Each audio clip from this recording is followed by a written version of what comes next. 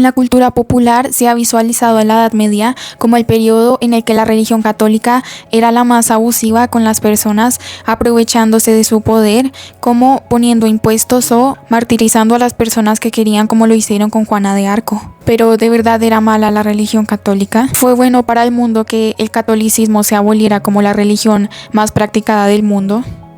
Para entenderlo, primero debemos adentrarnos al origen de la religión católica, ya que la fundó Cristo y puso en ella 12 jefes que fueron los 12 apóstoles, entre ellos el primer papa de la Iglesia Católica, que fue San Pedro. Tú eres Pedro y sobre esta piedra edificaré mi iglesia. Ellos comenzaron su vocación de difundir la doctrina que Cristo les enseñó al hacer milagros y prodigios, al recibir el Espíritu Santo en Pentecostés. A medida que pasaba el tiempo, el catolicismo crecía y los apóstoles formaban comunidades y entre sí se formaban más comunidades que tenían que permanecer ocultas porque eran duramente perseguidos por esas autoridades de la ley y por los romanos, que tenían los mismos ideales de los que crucificaron al Señor Jesús. En estas comunidades replicaban lo que el Señor les había enseñado, comenzaban a hacer la fórmula de la Eucaristía, que anteriormente se le llamaba, como lo dice la Biblia, la fracción del pan. También los apóstoles, que tenían más avanzada la doctrina de Cristo, obraban milagros tal como el Señor también los hacía. Acudían asiduamente a la enseñanza de los apóstoles, a la comunión, a la fracción del pan y a las oraciones. El temor se apoderaba de todos, pues los apóstoles realizaban muchos prodigios y señales. Todos los creyentes vivían unidos y tenían todo en común. Vendían posesiones y sus bienes y repartían el precio entre todos según la necesidad de cada uno. Entre los apóstoles, uno de los que más trabajó por difundir la Iglesia de Cristo por el mundo entero fue Saulo de Tarso, al que conocemos como San Pablo, que más adelante ocuparía el puesto de Judas Iscariote.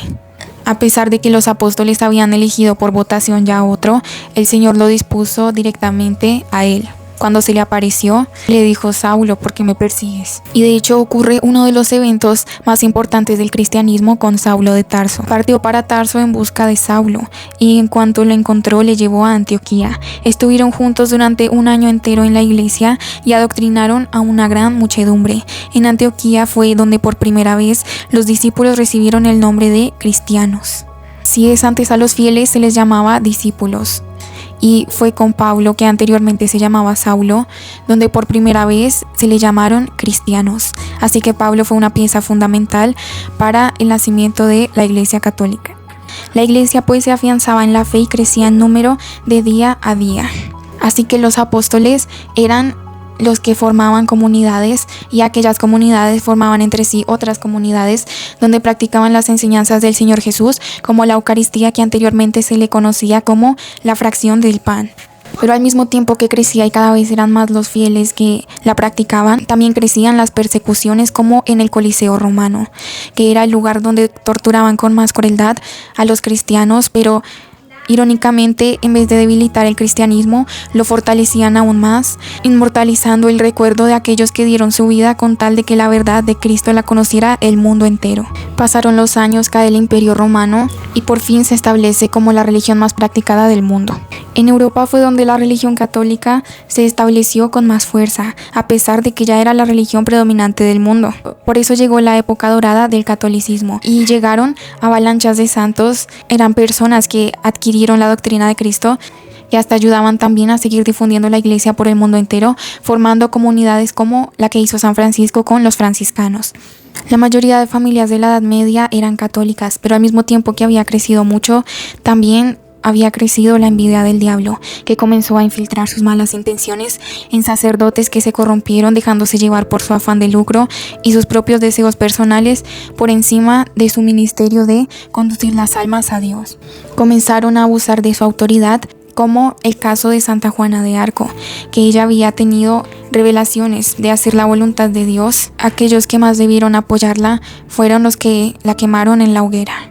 Todo por sus intereses personales en la política y el dinero. Se comportaron de la misma forma que aquellos que crucificaron al Señor Jesús, quienes ellos pensaban que servían. Otro de los abusos de autoridad más graves fue cuando prohibieron a las personas que no eran del clero leer la Biblia, tomando de excusa que lo hacían para evitar las herejías. pero esto era completamente contrario a la doctrina que nos dejó Cristo, porque se basa completamente en la palabra de Dios, donde ahí mismo dice que la palabra se hizo carne y habitó entre nosotros. Ellos prohibían prácticamente a las personas que no eran del clero, ni tenían autoridad, ni vestidos sacerdotales, acercarse a Dios. Esas autoridades que Dios estableció para conducir a las almas a Dios estaban haciendo todo lo contrario, alejándolas cada vez más, porque crecían y aumentaban los abusos de autoridad, hasta con los impuestos que le ponían al pueblo. Era él el que sufría, pero no supo entender que aquellos hombres tenían libre albedrío como todos los seres humanos, y eligieron hacer el mal, aunque Dios los estableció para hacer el bien. Así que muchos comenzaron a culpar a la doctrina de Cristo como el golpe más duro que ha tenido la Iglesia Católica con la Reforma Protestante en 1517, liderada por Martín Lutero, que era uno de los que, en vez de culpar a aquellos hombres que fallaron, culpaban directamente a Dios y a su doctrina, que no era culpable de sus errores. La fragmentó en muchas religiones de la rama protestante, deformando la doctrina que nos dejó Cristo en varias religiones. Un golpe tan fuerte que hasta hoy la Iglesia no se ha podido recuperar. Y todo por esos sacerdotes infiltrados que se corrompieron en la Iglesia de Cristo. Aquel Martín Lutero solo se aprovechó de esto para dar el golpe a la doctrina y anular el esfuerzo de aquellos santos que dieron su vida con tal de que se difundiera por el mundo entero. Luego llegó el final de la Edad Media y perdió el catolicismo la fuerza que tenía en Europa. También con la llegada de la Revolución Francesa, que mató a muchos sacerdotes, y también tenía aquella falsa verdad de Lutero que culpaba a la doctrina de Cristo de los males que sufría el pueblo. La Iglesia Católica, que antes era la más practicada del mundo, perdió su relevancia en Francia y el mundo entero. Pero entonces, ¿es culpable la doctrina de Cristo de esto? ¿Quién es el responsable de que se haya retrasado tanto esta misión de Dios, de que el mundo entero conociera su verdad?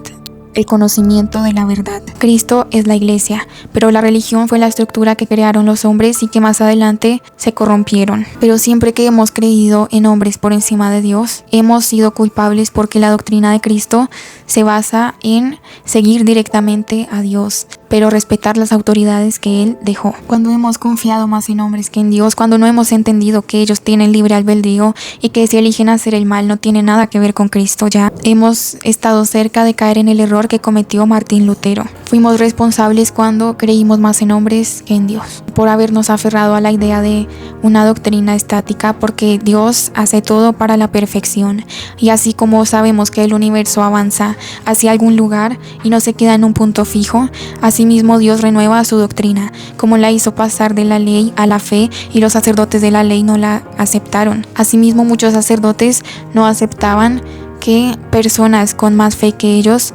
tuvieran directo contacto con Dios, como lo hizo Santa Juana de Arco, ya que muchos también la quemaron por envidia. Entonces Cristo transformó la Iglesia de la ley a la fe, pero también nos promete que la transformará nuevamente hacia el amor, con el objetivo de llegar a la perfección. Segunda de Pedro 1:5. Por esta misma razón, poned el mayor empeño en añadir a vuestra fe la virtud, a la virtud el conocimiento, al conocimiento la templanza, a la templanza la tenacidad, a la tenacidad la piedad, a la piedad el amor fraterno, al amor fraterno la caridad. Pues si tenéis estas cosas y las tenéis en abundancia, no os dejarán inactivos ni estériles para el conocimiento perfecto de nuestro Señor Jesucristo. Porque sin conocimiento no hay justicia. Todo es para que podamos vivir en un mundo perfecto donde todo funcione como debería y haya justicia. Si llegaste hasta acá, no olvides darle like al video, suscribirte y dejar un comentario para apoyarlo y que el algoritmo lo difunda y todos conozcan la verdad de Dios. Segunda de Tesalonicenses 3:1. Finalmente, hermanos, orad por nosotros para que la palabra del Señor siga propagándose y adquiriendo gloria como entre vosotros, y para que nos veamos libres de los hombres perversos y malignos, porque la fe no es de todos. Fiel es el Señor, Él os afirmará y os guardará del maligno. En cuanto a vosotros, tenemos plena confianza en el Señor de que cumplís y cumpliréis cuanto os mandamos. Que el Señor guíe vuestros corazones hacia el amor de Dios y la tenacidad de Cristo.